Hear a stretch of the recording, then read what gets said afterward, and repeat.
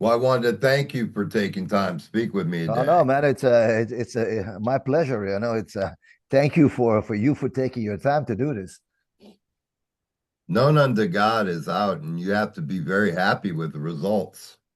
Oh yeah, yeah, yeah. It's like because we had been eagerly waiting to get this thing out because it was we recorded it like we recorded the guitars like December 24 and then the drums and the vocals somewhere in March and uh and then Martin Furia, the guy that mixed it, the guitar player for Destruction, um he kind of was on tour and so we had to wait like till the end of April before we could mix it. So, so and then it was ready, and then finally, if you want to release something on vinyl nowadays, it takes months and months Oh, yes. before the pressing plant can finally press the vinyl, and the CD could have been released like a week later, but the vinyl, that was the thing, and the label said like, yeah, we want to have the vinyl and the CD together, so we had to wait like another 6, 7, 8 months before they could finally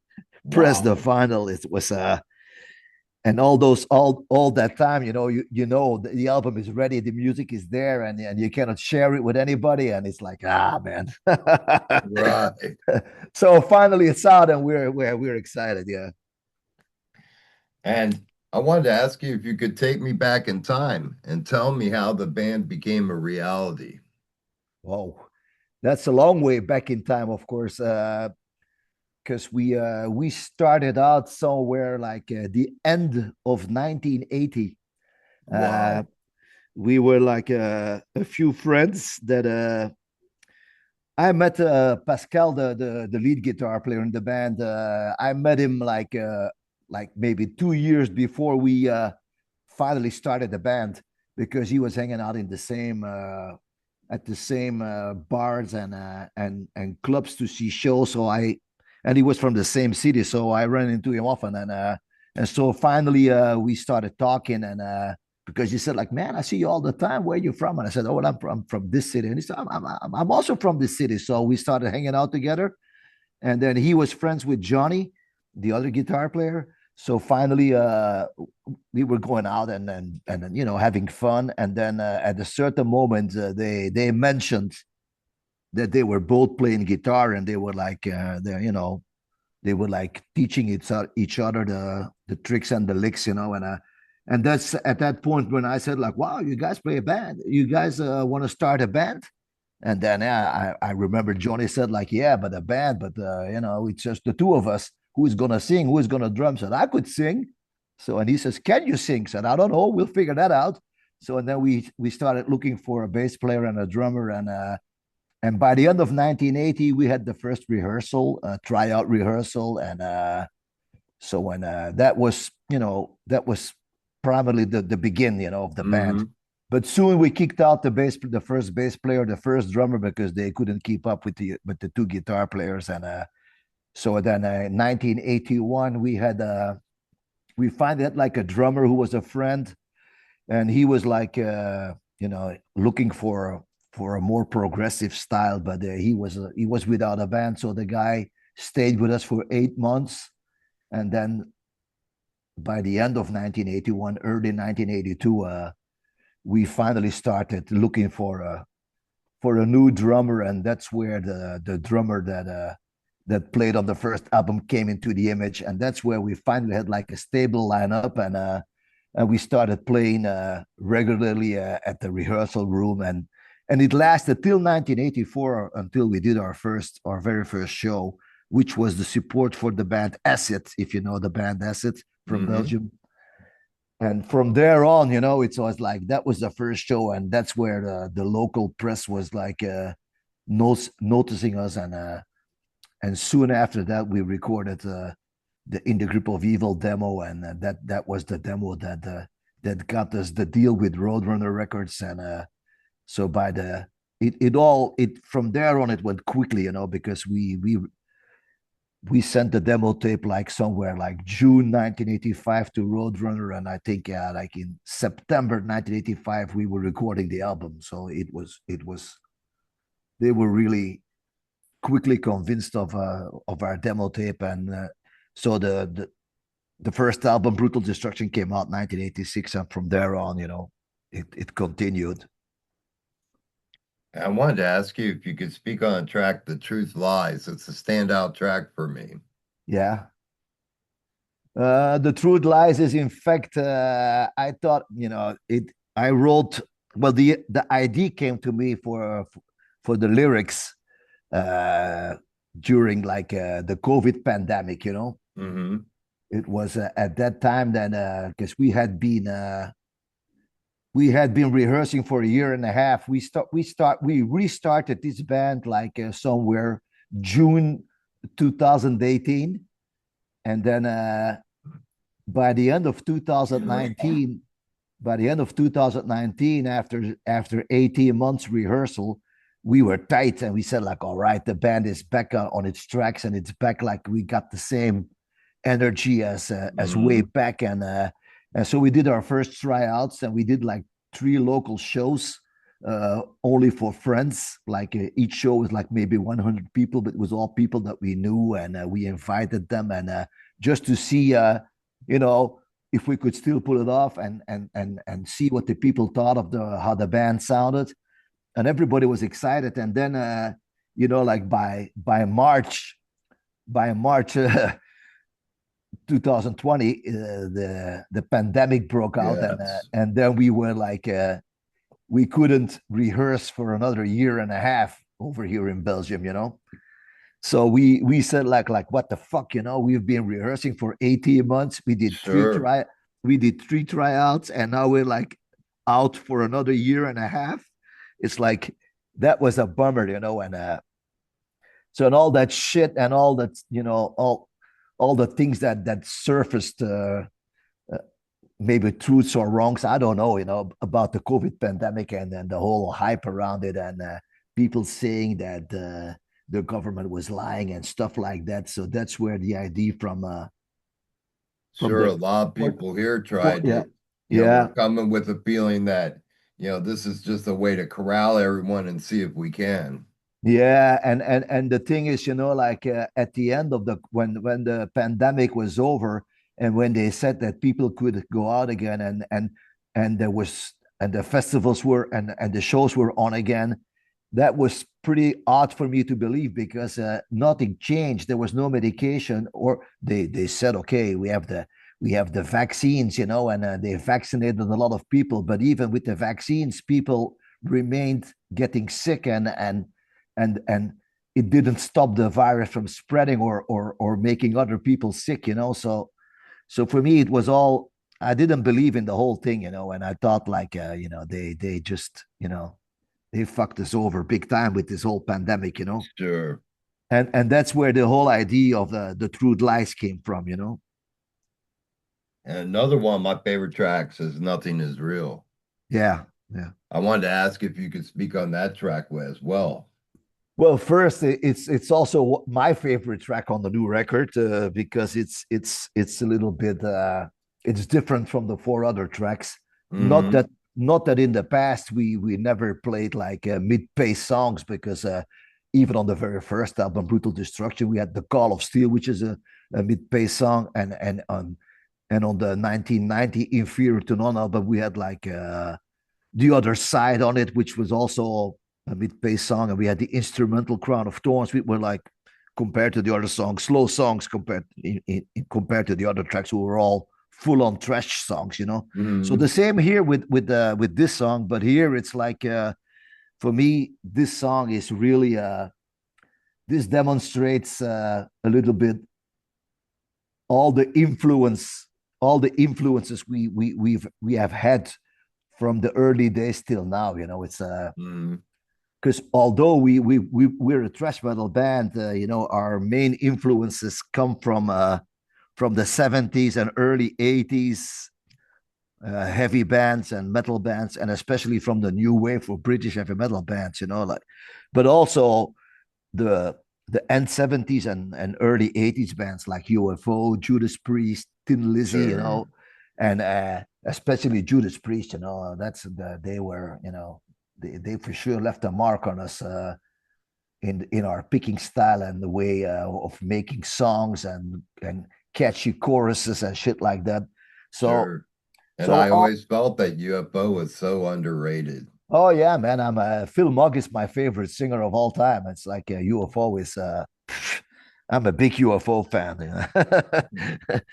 And so all of this is has has had its impact on our playing and our style, and I think this song is proof of that. You know, this is it just breeds all those influences. You know, and that's and yeah, lyrically, the song is more about also again about the whole system and the deep state and you know that the people in the elite the politicians and the elite people behind the politicians that support the politicians like the guys that sponsor the promotion campaigns for the elections for those Sure. fuckers, you know.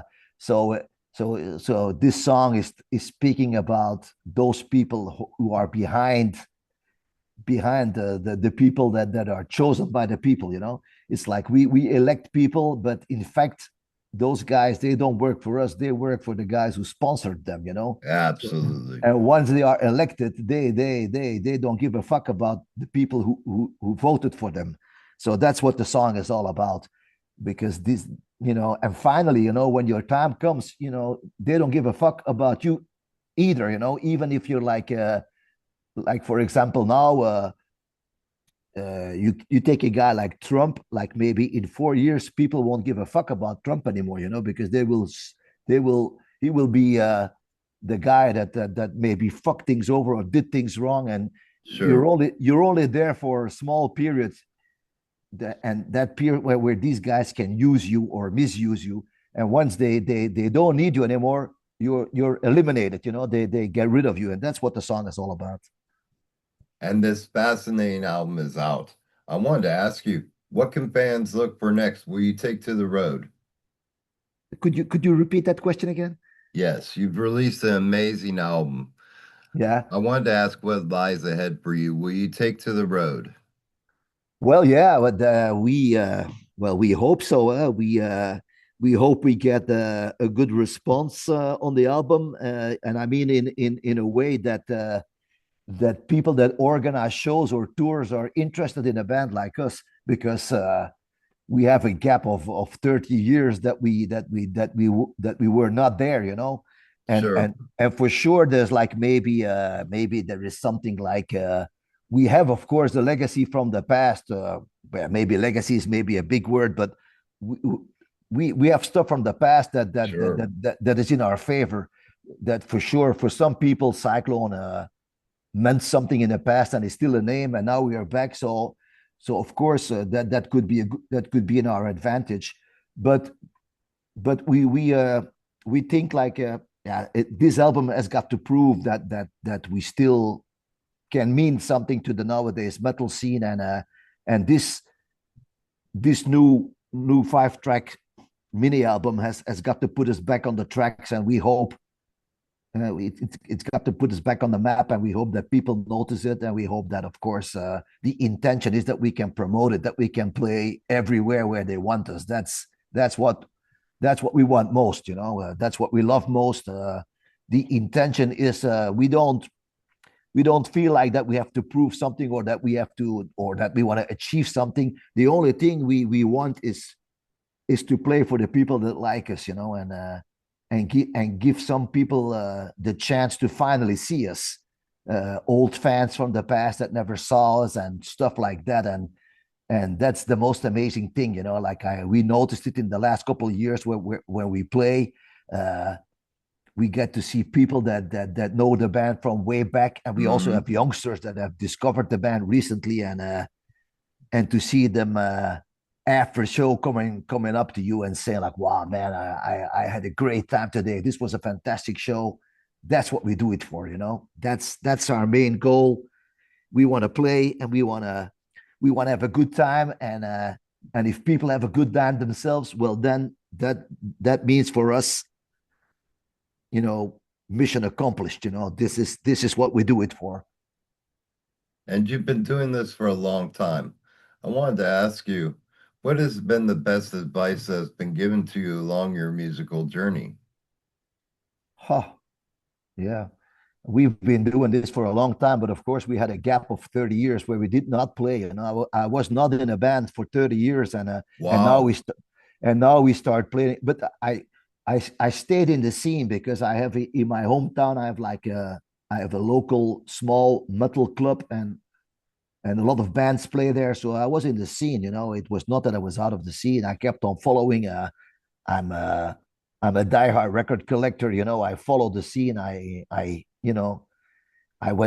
kept on going to shows, I kept on going to festivals, so that was not the problem. But in a band myself, I wasn't in a band for 30 years. The same for the guitar player, Stefan, the original guitar player. Both we are the best of friends. We see each other weekly, but we both were not in a band for 30 years. We stopped Cyclone, and that was it. Our heart lies in Cyclone. We didn't feel like playing in another band. So now we're back. And of course, yeah, what is good advice? It's eh, of course we have experience from the past. We made mistakes. We're not going to make those mistakes again. That is for sure. That is for sure. That's why we also signed separate record deals, like with M Theory and with M Theory Audio in the US and Canada, and with High Roller in Europe, and with Rockstack in Japan for the distribution in Asia and Australia, and with DS Irae in Brazil for the distribution in South America. We wanted, you know, we learned from history, like signing deals with a major label and getting hooked to the label for 10 or 15 years with exclusive rights. Fuck that shit. We don't play that game anymore.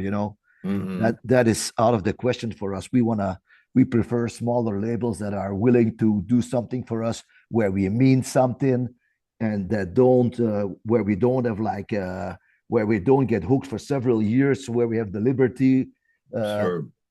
and maybe if another good deal comes along, we can always change. But if those labels are correct with us, and so far they have been, I don't see a reason why we should change for the future. I rather stick with these labels than go with somebody else. And yeah, other advice, but yeah, we've seen shit through the past, so we're not going to repeat ourselves. And the only thing is, maybe like bookers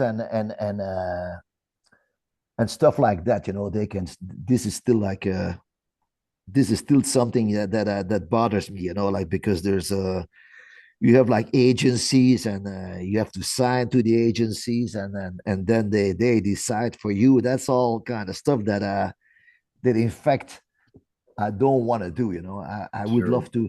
I would love to keep everything in my class. Do the things, Absolutely. do the things like we want to do it, and it's like I said earlier. Like we don't want to be the next big thing. It's we just want to play, and we want to play it in an honest way, and have a good time. And of course, there's always a business side. I know, and we have to keep that in mind. But I think the business side, I need to feel comfortable with it. Otherwise, it won't work. I wanted to ask you as well, it has been 30 years, and I wanted to ask you, there's been so many changes in the recording process. Do you find it easier or harder now to record? Yeah, that's another thing, of course. Because we come from, like you say, we come from another world. We're dinosaurs. Because way back, it was all you were doing Analog, analog, and you were doing you everything know. in the rehearsal room, and you had to rehearse, and now it's everything is digital. Like you can record at home. It's For some reason, maybe nowadays recording stuff is so much easier. and and Hmm. the, and the fact that the because we recorded all the guitars and the bass uh, right at the house of our guitar player in a small studio, and it's digital. And then we took the recordings to the real studio, and we reamped it, and that's it. Where we didn't re-record it. It was so easy. We just re-recorded the drums and the vocals because we could get a better result for the drums in the real studio and for the vocals also. But yeah, there's a difference, of course, between 30 years ago and now. But the thing I miss most is the, well, we try to avoid it because we're old school, in every way of the word, because we rehearse twice a week with the full band. Hmm. So and I know a lot of bands, they don't do that. Like for example, my friends in Destruction, like Martin Furia, the guy that produced our album, who is the guitar player in Destruction, and Schmier, the bass player, singer and vocalist in Destruction. They are very good friends, but they do it different. They live in separate countries, and they everybody like plays at home. They play their parts, they study their parts at home, and then they are connected with each other digitally, like with via WhatsApp or via Zoom, and they talk to each Sure. other. It's a different kind of thing, but you lose the real band thing, and Yes. that's what I love about Cyclone. We've always been a real band, and nowadays we still are. We uh we see each other a lot. We rehearse twice a week. some at some point in the weekends we go and grab a beer together. We In the first place, we are friends and bandmates, and we love making music together, and that keeps it all old school, because we love doing shit like that. But of course, Absolutely. the recording process, there we went for the for an approach like like it is today. It's so easy, and and digital recording is, you know it you can get the maximum out of it, if you use the right tools. And I'm very lucky with my two guitar players in the band, because they're like, they're both, when it comes to digital programming and musical tools, digitally, they're both nerds, and they're like diehards in it, and they know their way. And so that made it really easy to record the stuff and take it to the final mixing. That was, so yeah, there's an advantage to the nowadays things, but we love to do it in the old way. And I couldn't wait to speak to with you about the album because it truly made a fan of me instantly. I loved the Wow. flow of the EP. I loved every track on it. I Wow, man, thought, that's great to hear. That's great to hear. lastly, my friend, I wanted to ask you if you could give a message to your fans, what message would you give them? Well, I think I partially told it already. That the thing is, like, we want to come out and play for you guys, and we want to see the joy of you guys enjoying it, and we want to see the joy of you guys, of us enjoying it. And I think there's no better thing that we can offer our fans. Is like, of course, I think for the old school fans that have been around all the time, and maybe now the new fans that will discover this new 5-track EP. We of course we do hope a lot of people are gonna discover us, and will finally check us out live, because that's the message to the fans. We want to play live for you guys. Uh, we want to show you that we play for the joy of it, and you'll see it when you see us live. There's a vibe on stage of five guys having a good time, and we want to see that in the audience as well. And if the fire from the stage goes into the audience, and when the audience returns that fire, that's what we want to see. That's what we live for, and that's what Cyclone is all about. Absolutely. And I wanted to take time to thank you, my friend, for taking time to speak with me and Oh man, it's delivering an my EP pleasure. that My just pleasure. fires on all cylinders. It's great to hear that you love the 5 tracks, and I hope we can convince more people. you know, that's uh, that's what we do it for. We're not gonna become rich out of this. We never made like a penny out of this fucking band, but we just love playing. And that's why we got back together, because the fire was reignited, And now that we are playing again, it's like, the microbe is in the blood, it's I cannot explain it otherwise. It's stronger than myself. It's I love playing, and I hope I can continue for a few more years, that would be lovely. Well, thank you again, my friend, and please keep me updated with any new news as it comes about. Well, I don't know if you because we have several band pages. We have a band page on Instagram, and we have a band page on YouTube. Like the official Cyclone band page.